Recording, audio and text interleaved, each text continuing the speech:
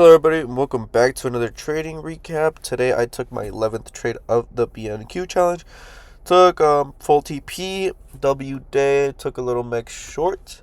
And yeah, was super convicted and can justify this trade as an A+. Convictionally, but being super mechanical, I would probably give it about a B+. And I'll cover why. Here's the P&L for you pocket watchers. Made around 1400 all around XFAs.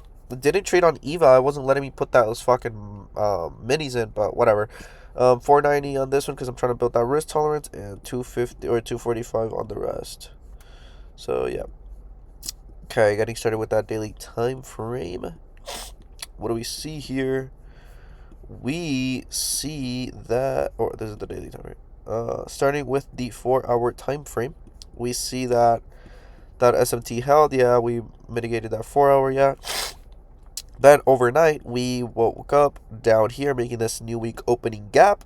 We have some buy-side draws above. However, we are being held by this bearish 4-hour around this level at the time.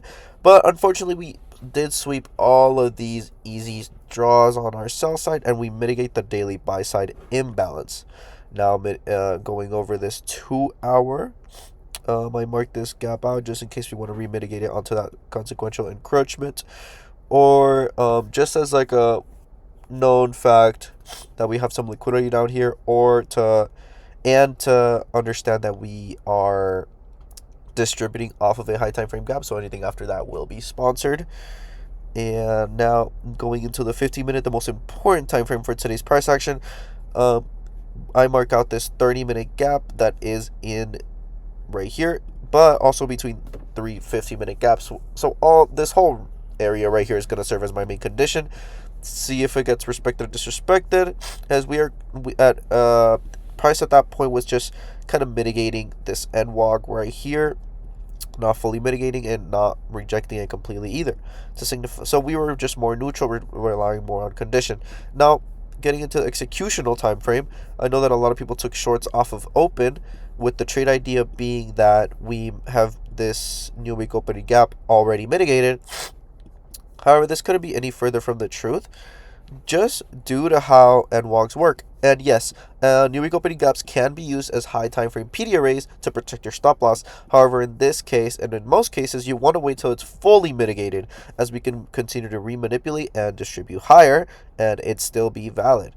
So yeah, if you're going to use a high time frame PD array as, if you're going to use this gap as a gap, just make sure it's really mitigated and fully mitigated, or at the very least at that CE, and getting valid reaction to confirm your trade idea. But this is just absolutely horseshit and just for a FOMO trade. So market opens and we edge this area and just completely go crazy, fully mitigating this area. Now at this point, I'm looking for mech shorts. Why? Because now this new week opening gap can serve as my key level because we fully mitigate it. The only issue I have with this trade that I took is that we have this unswept buy side above, and it's pretty sus. But if you go on the 15-minute, it looks like I was a little more justified just because we were holding that level with this 15-minute gap. And with what price was all around doing, I was just very convicted for this trade.